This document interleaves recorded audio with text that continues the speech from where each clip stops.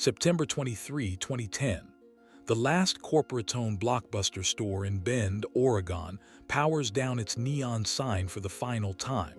No crowd, no press, just an employee flipping the lock, the hum of empty aisles, and a security light blinking on over a graveyard of DVD cases. Inside, the shelves still hold thousands of titles, rows of plastic and cardboard relics. Outside, weeds crack through the parking lot asphalt. Bankruptcy filings had been filed months earlier. Debts, $1.2 billion. Assets, $534 million. The math doesn't lie. It never did. 90,000 employees gone. 9,000 stores dark. The yellow and blue marquees once lit up every strip mall in America. Now silence, dust. A dead terminal pings one last inventory update at 11:47 p.m. No one's left to read it. This wasn't killed by Netflix. Not really. The truth is worse. It was already dead.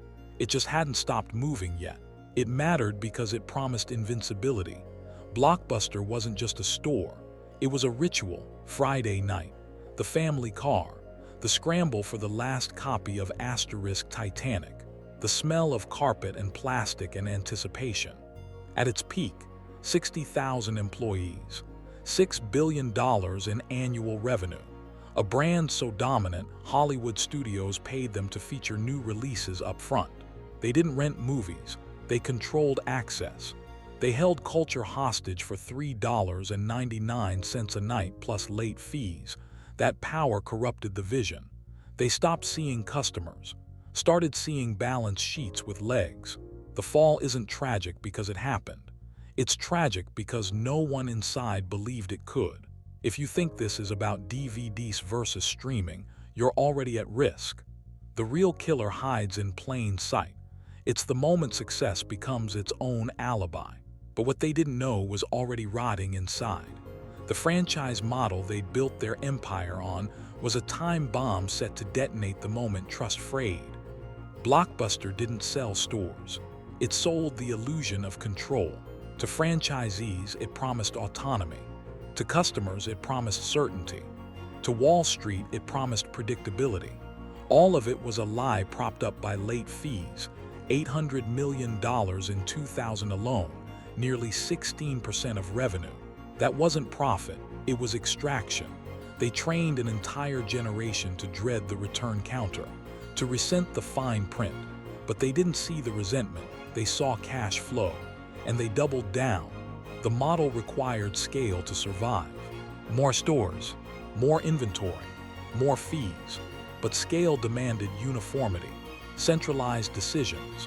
Franchisees paid 5% of revenue just for the right to use the name, then another 2% for advertising they never got to approve. A store in Boise stocked the same 3,000 tapes as one in Boca Raton, even if half never rented. Overhead ballooned, margins shrunk, but the system couldn't adapt, couldn't localize, couldn't breathe. And when Netflix mailed its first disc in 1998, no late fees, no drive, no shame. Blockbuster didn't lose on convenience. It lost on dignity. Customers didn't want to be punished for life happening. They didn't want to race the clock. But Blockbuster's entire financial architecture collapsed if those fees disappeared. They could have acquired Netflix for $54 million in 2000. The offer sat on the table. The board read it, discussed it, laughed, passed. The fatal flaw wasn't clinging to physical media. It was believing that power derived from control, not service. That customers owed them loyalty. That the ritual they'd built was sacred, not just convenient. They mistook compliance for devotion.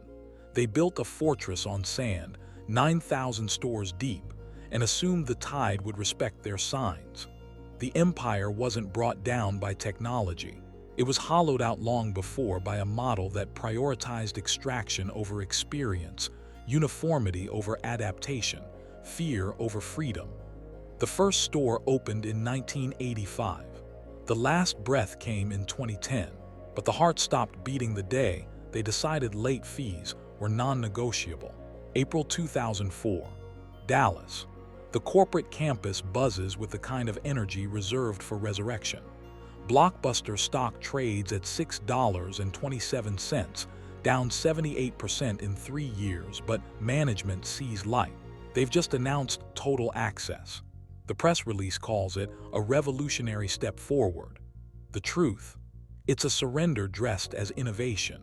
For $17.99 a month, subscribers can rent unlimited DVDs in-store and swap them online with free shipping. No late fees, no hassle. It's everything Netflix already offered, but with Blockbuster's name slapped on it. The market reacts instantly. Shares jump 12%. Analysts call it a bold pivot. The CEO tells investors, "This is just the beginning of our digital transformation." But there's one detail they don't mention on the earnings call, one number buried in the footnotes. Only 1.4% of Blockbuster's 27 million customers sign up in the first quarter. They spent $40 million rebuilding their website, $20 million on new kiosks, $15 million on TV spots showing happy families swapping discs like trading cards. They rebranded stores, trained staff, overhauled supply chains, all for a service that within 90 days proves no one wants under their terms. Worse, the ones who do sign up are the worst customers for them. High-volume renters, the kind who used to generate $50 in late fees a year. Now they're paying $18.99 and vacuuming up inventory. Profit per transaction plummets. Store-level margins dip into negative territory in 38% of locations by Q4. They didn't test it, didn't pilot it, didn't ask customers what they wanted. They assumed they knew. They saw Netflix's model and copied the shell, not the soul. Netflix built around trust. Blockbuster built around scale. One ships silence, the other ships guilt. And still, they doubled down.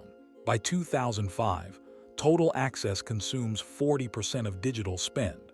Marketing shifts entirely to subscription messaging. They close 600 stores, not because they see the future, but because the ones burning cash are the ones pushing the new plan. They weren't late to the internet. They were late to honesty. They could have killed late fees in 1999 and called it customer respect. They could have acquired Netflix and dismantled the fee structure from within. They could have franchised the subscription model, but they didn't. They offered a mirage, the illusion of change without the cost of sacrifice. Total access wasn't a strategy. It was a hostage negotiation with their own customer base. We'll stop punishing you if you pay us more. The data screamed failure. The trajectory was irreversible, but the boardroom celebrated a stock bump like it was a cure. They weren't adapting. They were rearranging late fees. They see the numbers. They just don't believe them. By Q1 2005, the internal forecast lands like a boot. Total access is losing $120 million annually. Customer acquisition cost, $312 per subscriber. Lifetime value, $89. The model isn't bending, it's broken. Store managers report shelves bare of new releases, swarmed by subscription renters flipping discs twice a week. Non-subscribers walk out. "I'm not paying for someone else's free rentals," one customer says to a district supervisor. The supervisor writes it up. It never reaches Dallas. But the leadership isn't looking for signals. They're looking for validation. January 2006. The annual strategy retreat at the Ritz-Carlton Laguna Niguel. The presentation opens with a photo of a Netflix envelope, crossed out. Beneath it, "We own this future." The CFO stands. Project's 2008 revenue, $5.9 billion, 80% from subscription and digital. The room applauds. No one asks where the customers will come from. No one mentions that digital revenue in 2005 was $112 million, or that Netflix already has 5.8 million subscribers. Blockbuster has 210,000. They don't pivot. They accelerate. They commit $200 million to expand total access, double the kiosk rollout, launch a streaming beta, no content, no interface, just a press release. Digital by default becomes the slogan. They fire the head of retail operations, his sin, suggesting they pause expansion to fix store profitability. "We're not in the store business anymore," the CEO says. "We're in the access business." They are liquidating trust, not building access. By 2007, 1,200 stores operate at a loss. The franchise agreement forces owners to invest in kiosks they can't afford. One franchisee in Toledo closes 3 locations, files suit, claims Blockbuster withheld performance data. The case is settled quietly, $3.8 million, non-disclosure, but the network feels it. Morale cracks. Then the deal they refused comes back on worse terms. 2007, Netflix offers partnership, DVD exchange logistics, co-branded kiosks, joint streaming development. Blockbuster's board meets, rejects it in 47 minutes. The justification: "We don't need their brand, we own customer loyalty." At the time, Netflix churn is 3.9%. Blockbuster's subscription churn, 9.6%. They are not rejecting Netflix, they are rejecting reality. They launch Blockbuster on demand, spend $80 million. No broadband partnerships, no ISP bundling. Launches with 2,500 titles, Netflix has 12,000. Streams fail 41% of the time in initial tests. They launch anyway. The website crashes for 72 hours straight during the Super Bowl weekend. Customers tweet. No one at Blockbuster monitors social media. They are not failing to innovate. They are weaponizing denial. Every warning is reframed as momentum. Every loss a reinvestment signal. They don't course correct. They deepen the trench. In July 2007, internal email leaks to Bloomberg. Subject line: Urgent customer migration analysis. It shows 78% of new subs are former HiFi payers. They're not gaining market share. They're cannibalizing their only profit pool. The email is labeled not actionable. They knew, and they kept going, because admitting failure would mean admitting the empire was built on pain, and no king admits his crown is made of guilt. The exodus begins quietly, not with resignations but with silence. In 2008, the VP of Digital Strategy submits a 37-page turnaround plan. Projected break-even, 2010. Required, $150 million in cuts, exit 40% of underperforming leases, shift 70% of tech spend to streaming. The board reviews it, files it under aspirational. 2 weeks later, he's gone. Official reason: organizational realignment. Unofficial: he questioned the sacred math. Then the franchisees stopped calling back. By Q3 2008, 61% of regional managers have updated their LinkedIn, not with new jobs, just open to work. One in Tulsa removes her corporate badge photo, posts a photo of her store's empty DVD wall instead. Caption: "We used to be the destination. Now we're the warning." The post gets 200 likes. Blockbuster's social team never sees it. The engineers are next. The streaming team in Denver, 27 people, had built a working prototype by early 2008. Adaptive bitrate, ISP caching partnerships, integrated kiosk returns. They demo it in Dallas. The CTO watches for 8 minutes, says, "Nice toy, but our future is in-store pickups." 2 senior developers quit that night. One emails his manager, "You're not late to the future. You're guarding the past like it's holy." Then the customers start vanishing in blocks, not trickle, evacuation. In 2009, 1.3 million subscribers leave, not to Netflix, to nothing. They just stop renting, stop logging in, stop caring. One former district trainer in Memphis tells her team, "We're not losing customers, we're losing witnesses." She's fired for spreading pessimism. Her severance, $4,200, 2 weeks' pay. No Cobra. The final betrayal comes from within. In April 2009, the CFO leaks a bankruptcy risk assessment to the Wall Street Journal. Not the full report, just page 6. The one that says, liquidity exhausted by Q2 2010. Recovery probability, 11%. He doesn't stay to watch the fallout. Takes a role at a fintech startup in Austin. No press release, no farewell, just gone. The remaining staff call it the quiet collapse. No alarms, no mass layoffs. Just empty desks, unreturned emails, projects frozen mid-sentence. By December 2009, the Dallas HQ runs on 38% of its 2007 headcount. The lights stay on, the servers hum, but the decisions have already fled. And the ones who stayed, they show up anyway, clock in, sweep the floors, restock DVDs no one rents, because someone has to close the door when it's over. The board calls it a transformation, a pivot, a bold new chapter. It's February 2009. Cash reserves, $13 million. Debt, $935 million. The stock has fallen 92% in 2 years. They are not pivoting, they are begging. And they bet everything on a kiosk. Not just any kiosk. Blockbuster Express. A self-service terminal the size of a vending machine.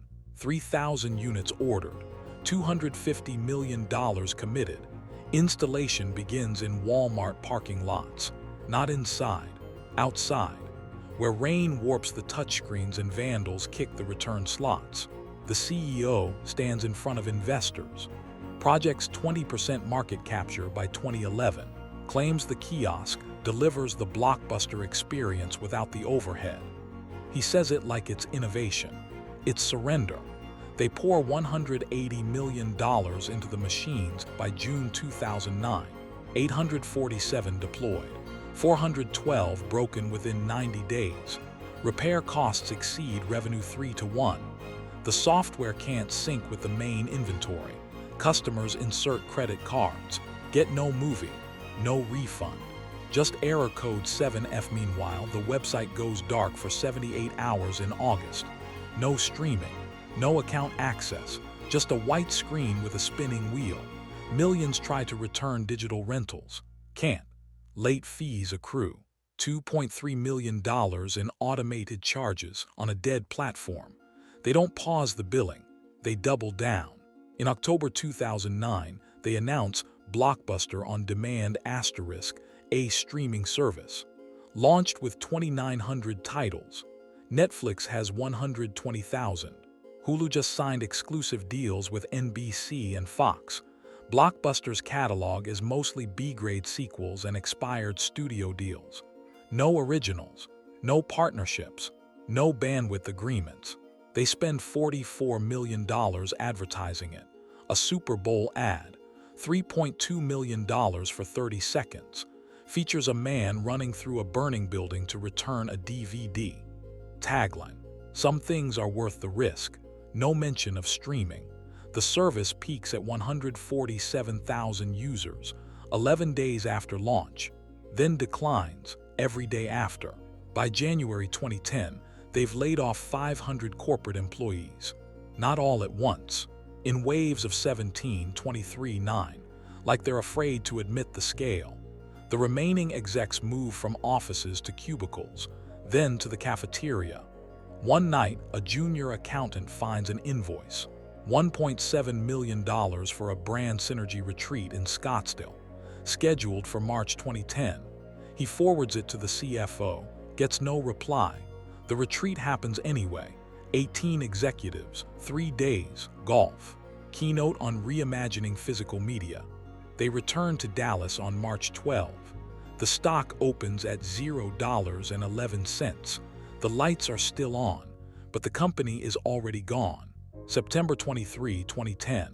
The filing hits 3:47 p.m. Eastern, Chapter 11, Case Number 10 to 14,047, Southern District of New York.